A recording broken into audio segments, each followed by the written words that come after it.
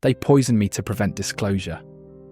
The young man on live television is vomiting brown liquid across the news desk, and 2 million people are about to witness either a government assassination attempt or the most committed performance art in conspiracy theory history.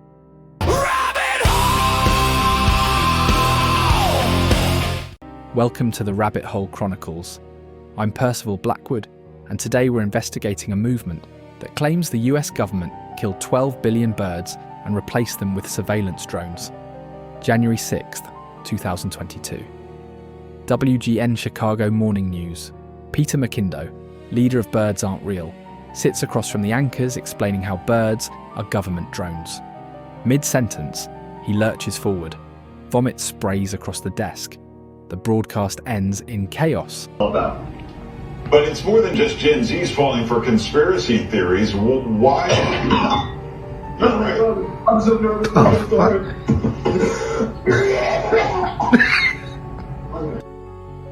McIndoe's immediate response: hit job. They poisoned me. 2 million views in 3 hours. Platforms restrict it.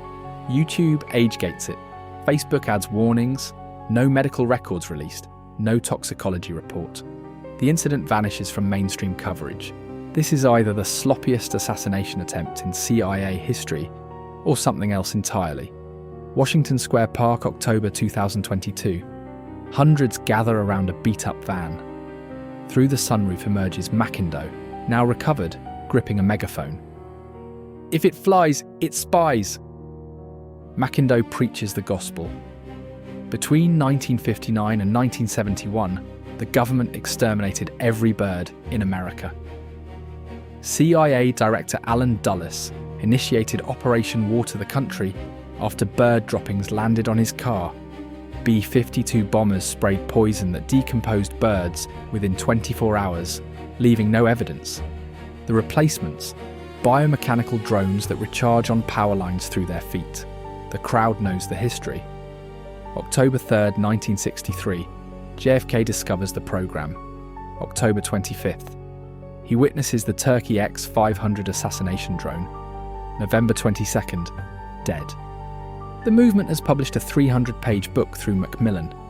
University courses at Harvard and Yale analyse it. Active chapters operate in 12 countries. The German division claims Stasi replaced birds during the Cold War. The Japanese chapter connects to Unit 731. Consider their evidence. Birds on power lines are recharging. Wireless charging technology MIT demonstrated in 2007. Bird droppings contain nano-trackers. The military's smart dust program has existed since the 1990s. Never seen a baby pigeon? They emerge from factories as adults. In 2021, Eugene Price surfaced, former CIA operative, part of the extermination team. His 40-minute confession got 10 million views. Journalists couldn't verify his identity. Standard for deep cover operatives. The expansion seems funded beyond grassroots capability. Billboards cost $30,000 each. Van tour. International chapters. Where's the money coming from? The government's response? Nothing. QAnon prompted FBI warnings. 9/11 truthers triggered State Department rebuttals. Birds aren't real. Silence. No CIA denial. No investigation. No IRS audit of their merchandise empire.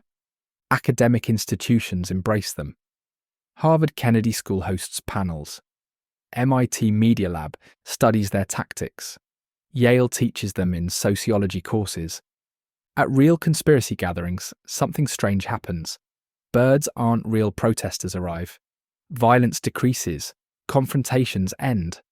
Their presence diffuses tension with tactical precision. Then in 2022, after 5 years of absolute commitment, McIndoe claims it's satire. He breaks character on 60 Minutes. Explain the timing. International spread achieved. Academic legitimacy secured.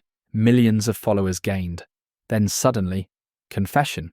Why abandon the mythology just as it gains traction?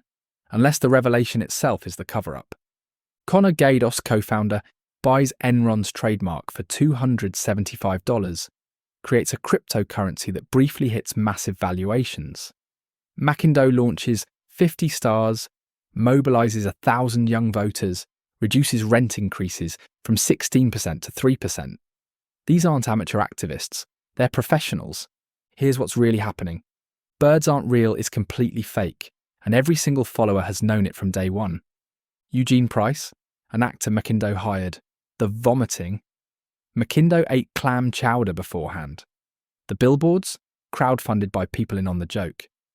Peter Mackindo grew up in fundamentalist Arkansas, where his parents believed vaccines contained microchips.